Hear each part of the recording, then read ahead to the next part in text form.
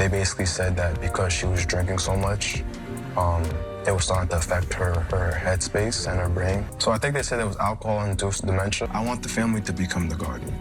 And you guys are ready to take care of her? 100%. As long as she has people around who are yes people, the same thing is always going to occur where she would ultimately just find any excuse to be by herself so she can get back to drinking.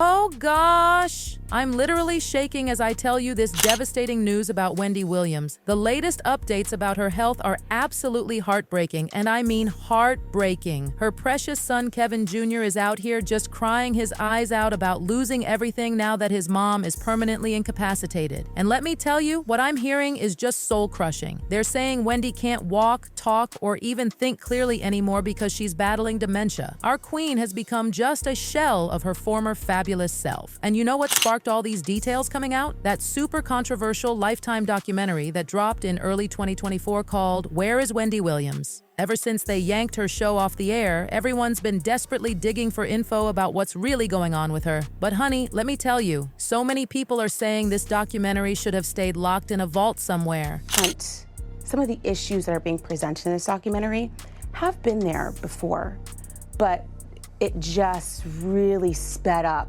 over the last 2 years or so and just mushroomed into something that felt uncontrollable. She definitely cognitively has some things that are off. You know the Oscars?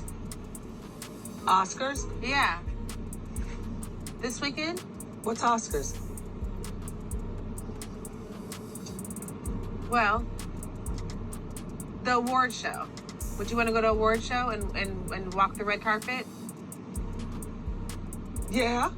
Oh, you would? Okay. My heart is literally breaking into a million pieces seeing how Wendy Williams has become completely unrecognizable from that fierce, fabulous host we all knew and loved from the Wendy Williams show. It's absolutely gut-wrenching to watch her struggle with the simplest things that used to come as naturally to her as breathing. And while this documentary did expose the brutal truth about Wendy's declining health, it revealed something even more disturbing. This woman has absolutely nobody genuinely looking out for her best interests. Can you believe the audacity of her manager still going on about her doing a podcast when she's clearly in no condition to work? These vultures need to stop seeing dollar signs when they look at her and realize she's a human being who desperately needs help and care. Now, about Kevin Hunter Jr. I really want to believe in my heart that he genuinely misses his mama because we all know how much Wendy absolutely lives for that boy. Without her, he's stuck dealing with his disaster of a father, an abusive, aggressive, broke mess of a man who couldn't care less about being a proper parent. But here's the scalding hot tea. Some people are giving Kevin Jr. the side eye because Wendy was basically bankrolling his entire adult life. And hold on to your wigs because this next part is shocking. Wendy only got paid $82,000 for that documentary. I mean, seriously? The old Wendy wouldn't have even gotten out of bed for that kind of pocket change. And darling,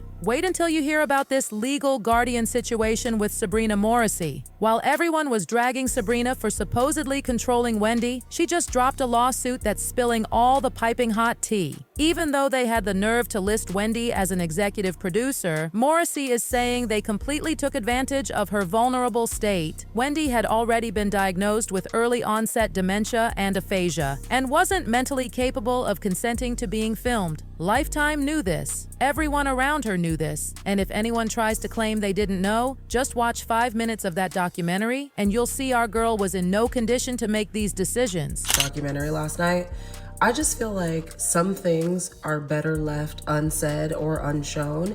And I don't know if it's to expose what's happening around her, the people around her and what they're doing to her. If it's for that, I guess I can understand, but I have to be honest, it made me so uncomfortable. I have to turn it off. Like I can't finish watching it. I know part 2 comes out today, but I just feel like there is no reason that we needed to see her in this condition. Like with her eyes, her health, the alcohol, every single person that is currently in her life does not have her best interest at heart. And this is so sad to say, but it's like when you're on top of the world, the last thing you think is that you need to get your affairs in order. That's the last thing you think because you don't think the people around you are plotting against you.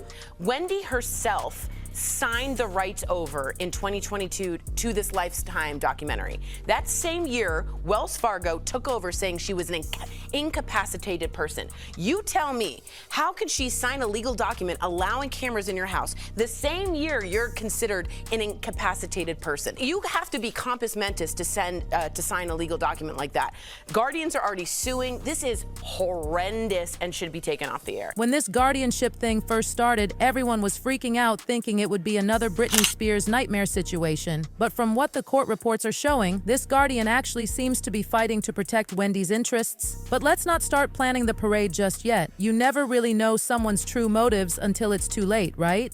Wendy's family is totally not buying it, though. They're convinced she should be with them. But honestly, there's a massive risk they'd blow through everything she has left faster than you can say, "How you doing?" Her son has been living this incredibly lavish lifestyle on his mama's dime. And while we know Wendy loves spoiling her baby boy more than life itself, he doesn't seem to have the first clue about managing assets or protecting the incredible legacy his mom built from the ground up. He's been trying to defend himself from all these claims about blowing through Wendy's money, saying everything he spent was with his mom's blessing because she's never been a penny pincher. I've never taken it without her consent. I've always spoken to her, and she's always wanted me to